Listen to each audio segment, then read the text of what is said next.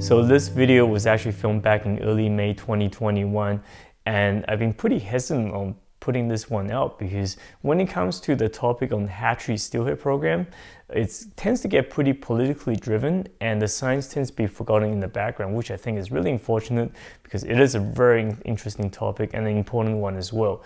So for this video, I don't want it to be that way. In the past 1 year, you probably have seen quite a few videos on hatchery steelhead, and either for the program or against the program, the two extremes in the spectrum. And I want this to provide you the information that I've learned in the past 2 decades, both academically and also from the fishing side as well. So for the Chilliwack River, we have a very good return of winter steelhead every year. And we also have a hatchery steelhead program which allow anglers to fish for them and take them home to eat. So you probably have seen in our previous episode that we have volunteered anglers such as Nick Bassel out there fishing for broodstock, fishing for wild step for the broodstock program. In total, every year we collect 60 wild adult steelhead as part of the broodstock program, so 30 males and 30 females. And out of all of these fish, the target is 125,000 juvenile steelhead which are released into the river, which you've seen earlier on in this video. And this release takes place around early May every year, and these fish are raised to about 70 grams, which is the optimal size for just before the migration begins. Once they reach that size, they'll know to go out into the estuaries and undergo smoltification and then go into the ocean. It costs roughly around $1 each to raise this fish, which is the most expensive fish out of all of the hatchery programs that we have for this river.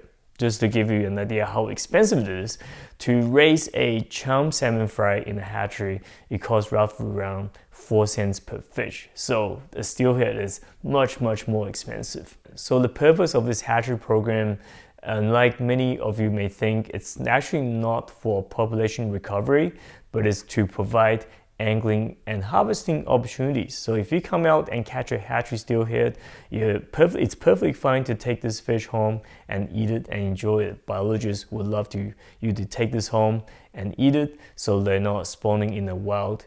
And some of you may think, well, don't we need more spawners in the river? And so the more fish we have is not better in the future. And that is not entirely true because it really comes down to diversity. So if you look at a juvenile steelhead, its survival rate is significantly higher in the hatchery than in the wild because you never have a shortage of food, they're constantly being fed, and there's a lack of predation from eagles and other wildlife. So these fish tend to survive a lot better in the hatchery, which may seem like a great thing, but competition and predation is actually two very important natural selection processes to weed out the weak individuals in the population. A diverse population, like human population, like us, come in many different shapes and sizes. So some people are very tall, some people are very short like myself, and some people are immune to certain diseases while others are not. Diversity is nature's insurance policy, and a monocultural population simply cannot adapt fast enough to the constant changes of the environment. And that is why we try to minimize the number of hatchery steelhead spawning in the wild and to ensure the survival of the wild population in the long run. So one of the challenges which managers face over the years is not knowing how many wild steelhead are coming back to this river system. And having an accurate count is really important because you need to have those numbers to adjust the hatchery program accordingly so it doesn't have a big enough impact on the wild population. And what do I mean by that? So if you, for example, have a population of 2,000 wild steelhead coming back, collecting 60 fish for the broodstock program will have very little impact on the wild population. On the other hand, if you have a bad year and you only have a few hundred fish coming back, and collecting 60 fish for the broodstock program will definitely have a much bigger impact on the wild population. So having an accurate count of the wild population is fairly important. And in the past 3 seasons, we have begun a enumeration program for this river. And we have snorkelers swimming down the river, counting the number of spawners that are spawning in the river in late winter and early spring. Just so we have an idea how many fish are spawning in the river, but also get an idea what the ratio is between hatchery and wild adult steelhead that are spawning, so we can figure out a way to reduce the number of hatchery steelhead that are interbreeding with the wild steelhead in the river.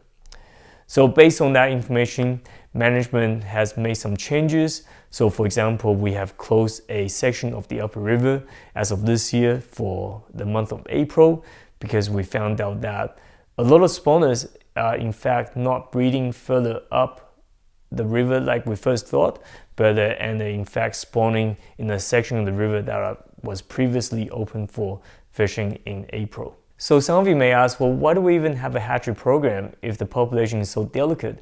Why are we even fishing for steelhead? Well, it really comes down to the same belief I have over the years, which is if you don't use it, you wouldn't care about it. So in the past 2 decades, I have watched many young individuals started out fishing for steelhead when they're in their teens, and 20 years later, they're very successful individuals who work in fisheries.